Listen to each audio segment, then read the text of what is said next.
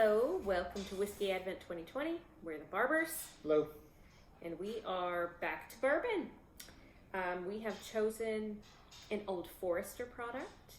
And if you're not familiar with Old Forester, they are owned by the Brown-Forman Company. And this, as opposed to, a small craft artisan distillery, they are a huge conglomerate.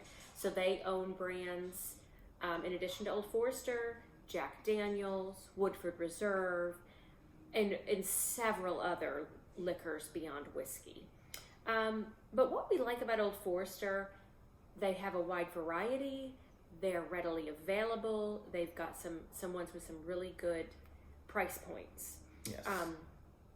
So the one we've chosen, Old Forester 1897, is part of their Whiskey Row series. So Old Forester was the first company to bottle whiskey, and that was in 1870. So they have an 1870 whiskey, sort of that hails back to, them producing the first thing in a bottle. And in saloons, but before 1870, you'd just go get Something out of a keg. something out of a keg that was just dirty and gross and nasty, and they put all kinds of additives and tobacco juice, and sometimes you weren't really getting whiskey. Which brings us into the 1897, and about that time they started wanting quality controls, and so the one way they got that is by producing bottled in bond whiskeys. There was the Bottled in Bond Act of 1897 was part of that whole let's make sure we're getting good whiskey. It'll be monitored and approved or whatever. So the Bottled in Bond Act, and you'll still see different whiskeys that are sold as bottled in bond. Yeah. And some of the things that means is it's aged at least 4 years. 4 years. It has to come from the same distillery, the same rick house season. Yeah. It's always 100 proof. Always 100 proof.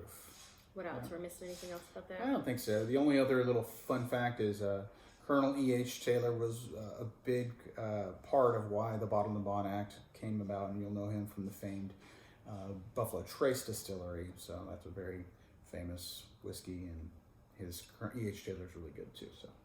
And the other ones in the Whiskey Row series, 1870, 1897, 1910, and then the 1920, which was like the Prohibition one. And the fun fact of Old Forester is they were able to still produce during Prohibition because they got something going on where they decided that their whiskey was medicinal and people could get a prescription for it. So they were actually able to keep producing and get their product out, to help heal people's ailments. And you'll notice when you taste this 1897, it is very medicinal. And all the Whiskey Row series is very medicinal. And Old Forester in general has a very pre-Prohibition medicinal flavor to it, especially the Whiskey Row series. Again, they're owned by Brown-Forman, and Brown-Forman is a huge conglomerate. So they are able to put out a solid product all the time. Consistently. And what we love about this, and a lot of people do love Old Forester for this, is that they produce this Whiskey Row series, and it is widely available and it has a lot of acclaim, and it's very good whiskey. Some of the best whiskey you can find on the shelf. I particularly like this 1897, the Bottled in Bond, and the 1920. The 1920 is a little stronger, but they're available in pretty much every liquor store, and they're very, very good. So that's one appeal to it, where you're searching for E.H. Taylor and Buffalo Trace and all the other Sazerac Court products that you just can't find ever. This is always on the shelf, and I would say satisfied with your much purchase. better on a lot of different products. So, shall we get to tasting? We shall. Well, sniffing first. You can definitely tell it's a high alcohol content. Yeah, it is acetone and Get spice. some spice, a little vanilla, some of those. A lot of vanilla. Those classic bourbon. But sometimes it's good to just have classic bourbon and not be too experimental and weird. But I think this just takes that flavor to the next level. And I will say their mash bill is 72% corn, 18% rye and 10% malted barley. So there is a pretty decent amount of rye for a We'd bourbon. call that a high rye. High bourbon. rye. Yeah. So that probably is gonna. I'm giving a little taste here. Ooh. Black pepper, tobacco. Ooh, a nuttiness that not like a nuttiness in other whiskeys where it's pecan or peanut and I'm not even really putting my finger on it. I'm definitely getting vanilla and spice. I'm getting that punchiness of the rye. It's definitely, I mean, doesn't take long for that Kentucky Hug to start warming you through and through. There's bitterness on the sides, which means I can get the barrel, but there's also from the barrel the char. It's smoky and it's a nice balance of sweet from the vanilla, spicy from the rye, bitter from the oak. It's a well-balanced product. I could drink this all the time. This is really good. I mean, I suppose if this was the only whiskey I ever drank again, I wouldn't be unhappy. No, I wouldn't be. I mean, it's a bummer because we always like, we kind of like to try new things, and it's always exciting.